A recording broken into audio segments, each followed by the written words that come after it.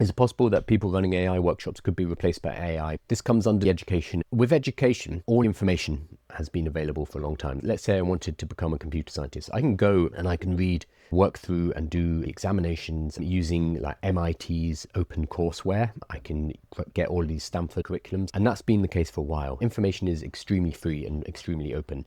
AI has made this even more. So I can now talk to an AI daily and learn anything. However, education is not just about information. It's not just about being guided through that information either. It's more than that. One, having the realization that you need to learn this stuff yourself. Two, being self-driven enough to put yourself through this kind of education. And then three, sticking with it. When you sign up for a university degree or certificate, it's the fact that you have people around you, a community, the fact that you have teachers, you have support. It's all of that extra infrastructure that actually gets you through the learning. So this is a problem across education as a whole.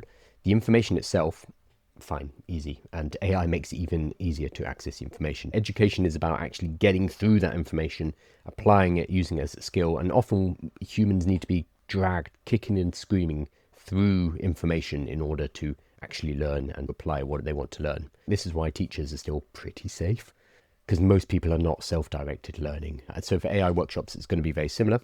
Yeah, sure, you can go and find information. You can learn how to use AI yourself. And I'm sure a lot of people on this stream, a lot of people watching this content later are those kind of people, because you are watching this kind of content. Most people out there are not. They need to actively be engaged in training, in workshops, in curriculum, they need to be forced to do it. And that's what companies pay for.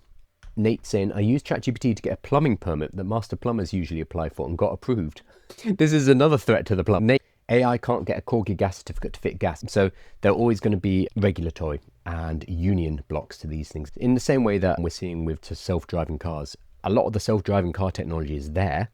The block that is meaning that it can't be widely adopted is more regulation and law. So that these are always going to be friction points that are going to slow down the adoption of artificial intelligence in certain areas.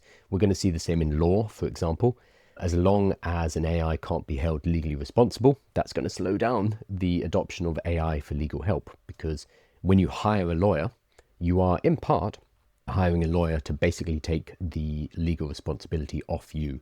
Because if you act in a way following what the lawyer has said and you get sued, you can then turn around and sue that lawyer. Certain regulatory and legal frameworks only apply to humans because AIs are not people. There will be friction points here. And again, that's the jagged edge in artificial intelligence. It's these kind of friction points that stop the technology taking over, not because of the progress of the technology itself.